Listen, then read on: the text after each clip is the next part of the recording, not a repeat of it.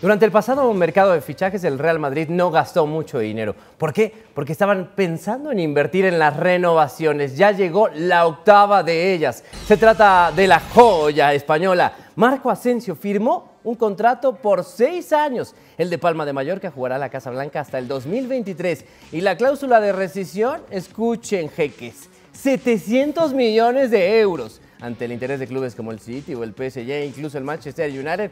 ¿Quieres Asensio? 700. Es el último de una serie de recientes renovaciones. Está Benzema, Isco, Varane, Marcelo, Carvajal y el mismo Zidane. Aquí, Asensio. Hola, bueno, es un día muy importante para mí.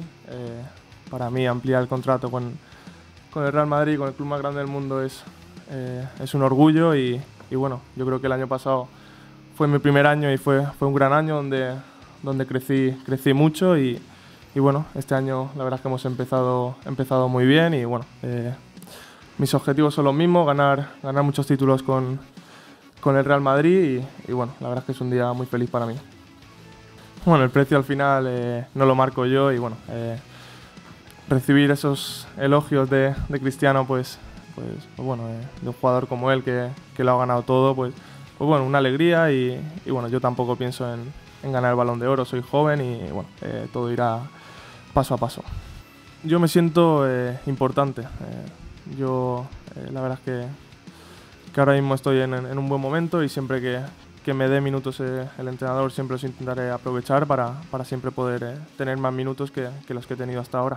Pues de pequeño mi ídolo era Zidane y ahora bueno, lo tengo como entrenador. Y ahora pues me sorprende mucho, sobre todo Cristiano Ronaldo cada día. La ambición que tiene después de ganar todo lo que ha ganado, tanto colectivamente como individualmente, y siempre quiere más y siempre tiene esa ambición para ganar y eso la verdad es que contagia a todos los compañeros y es sorprendente. Para ver más, visita foxdeportes.com.